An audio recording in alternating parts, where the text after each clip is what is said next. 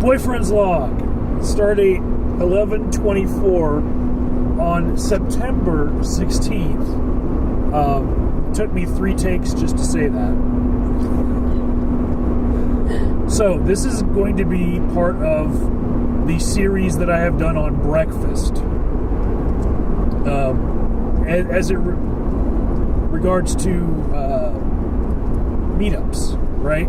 So I had 2 meetups for my YouTuber club, and then Misty started her new meetup group called the Backroads Photography Club. And so we just went to breakfast, and we went to the same place that I chose for the first meetup for my YouTuber club, right?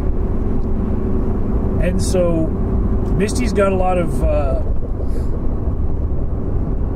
stuff to say that's probably going to bleed over onto this vlog as this becomes a cathartic release for us. So, how many people showed up? 14. 14 people, right? Which is better than the most I got, which was 12. So she's already doing better than me with her meetup. And as people started to file in, we had some nice discussions. And then the manager shows up at the table, and he says that we're not supposed to have meetings there, right? Which is completely weird because Misty called the night before and said, we've got possibly 20 people coming. Is that okay? And the people on the phone said yes. Right? So then the manager was like, no, you can't have meetings here. And we're like, well, that's okay. We'll just have our breakfast and we'll just talk during our breakfast. Well, no. He said, what kind of group is this? And I said, oh, it's for just a bunch of photographers. He's like, well, are you going to be talking? And I was like, yeah, while we're eating breakfast. And he said, you can't do that. Yeah, you can't talk while you're eating breakfast. What?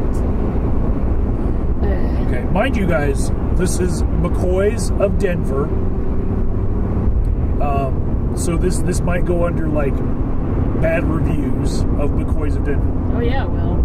Like we have had at least 100 breakfasts at McCoy's. Like it used to be like past 3 years. Over the past 3 years, we would go to like a couple different places, and if they were packed, we would go to McCoy's, which was always like the go-to thing. We've brought friends there. We've brought family there. Yeah, and we haven't had these sorts of problems before, right? The wait staff there, very reliable. The food there is very reliable. You know what you're going to get. But this one time, the manager stepped way over the line. And, the other people in the meetup, they also were feeling it. Like, wow, what just happened? And they all said they were going to leave bad reviews and that they were never going there again. Yeah. Like, one of them remarked that while we had this meetup going and they had to bring like 4 tables over, and join them together to have enough room for us, and they didn't fucking help. The manager didn't want us to have our tables together. And mind you, that's 4 tables for 14 people. On average in a restaurant, you have 2 people per tables. So they were making more money per table than they would have if we hadn't have been there. Yeah, so if we have 14 at 4 tables together, that averages out to 3.5 per table. 3.5 per table, yes. Right? And at the end, I left a good tip, like on top of all the other tips that they were going to get when people paid for their individual checks. I left a good tip at the table, right? Mm-hmm. But still, they probably made more off of the food than they normally would have per table, right? Didn't help us move the tables at all, right? And the last meetup that I had there, they did help us move the tables, but this time something was different. That manager was there, right? And he angrily approached us. It wasn't like a, hey guys. It was like a, what is this for?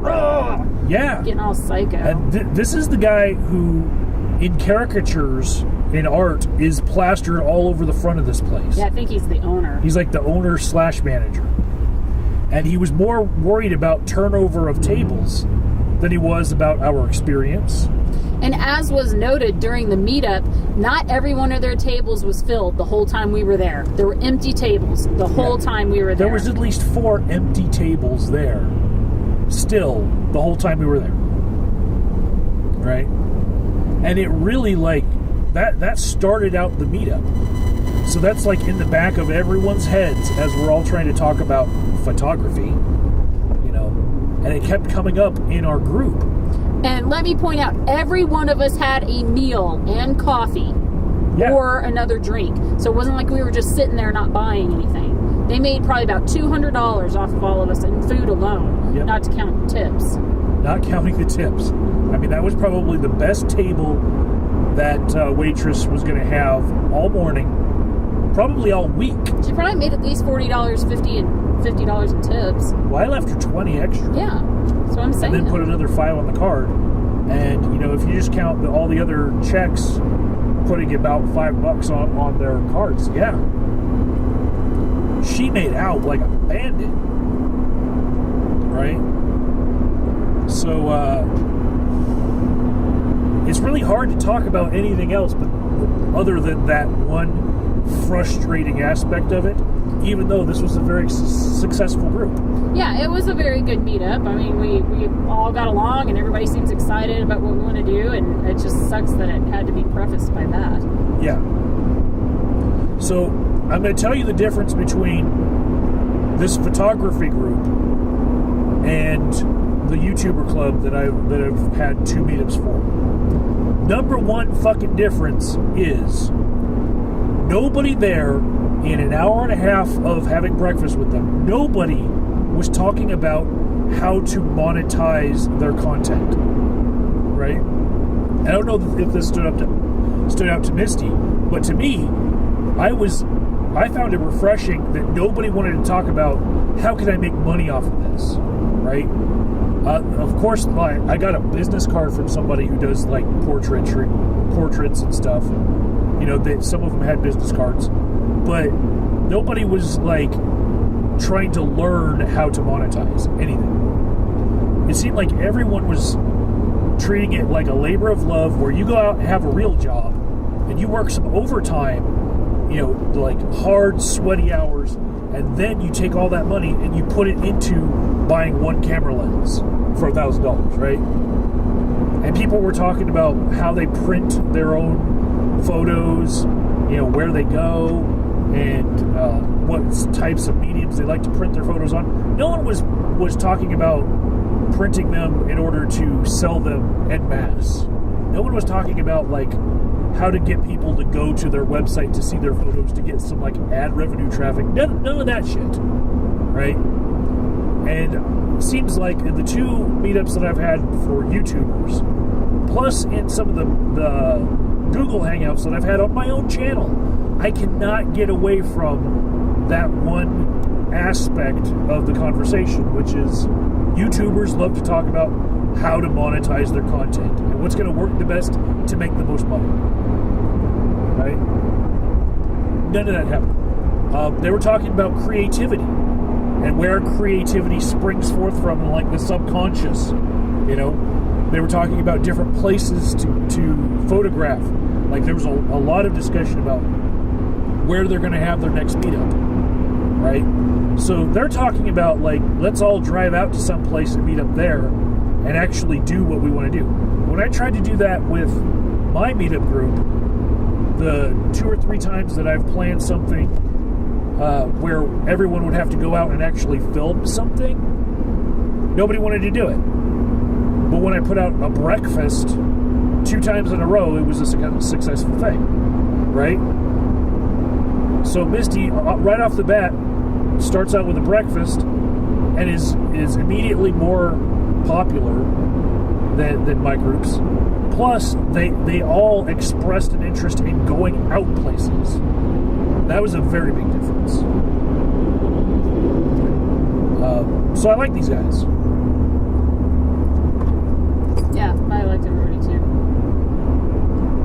One guy One guy actually, he was interested in how I like to film things, and he actually offered to pay me $100 to come out and film something that he already set up as a photo shoot. And it was a pretty interesting thing. Like, he's got some Las Vegas showgirl dancers, and he's going to take them up down 16th Street Mall, and he wants to capture the expressions on everyone's faces. He actually lined up a police officer to be there too, somebody who normally works that same beat.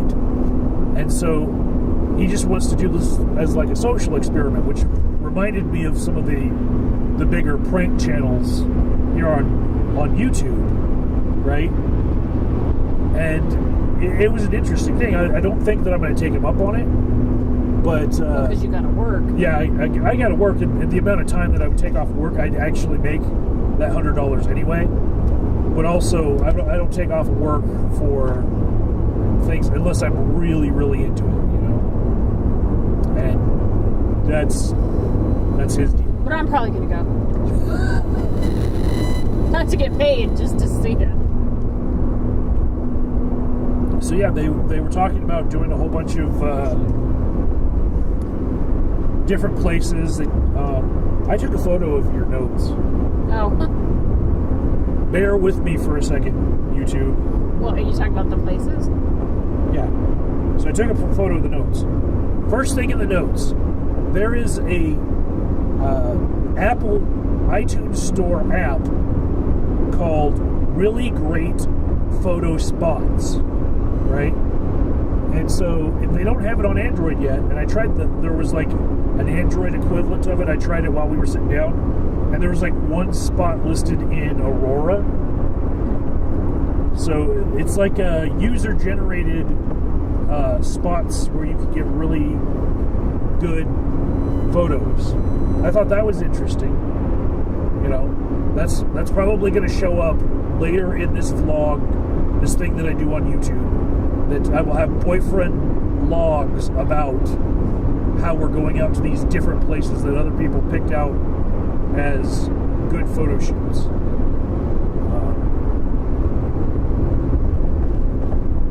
People were talking about like taking trips to Wyoming to like these outlaw caves where like the outlaws used to hang out, like Billy the Kid and shit. Yeah, I'm excited about that. Another one was Bisty Wilderness out in New Mexico. You just wrote down Bisty, that's all. Yeah, because I knew what they were talking about. I was just writing it down to try to remember that people wanted to do that. Purgatory Canyon. Yeah. Is that the Picket Wire Canyon? Yeah, Picket Wire, yeah. Yeah. The reason they call it Picket Wire is because back in the old Western days, they couldn't say purgatoire, which was the French word for purgatory. And so they said picket wire instead of purgatoire. So, let's see.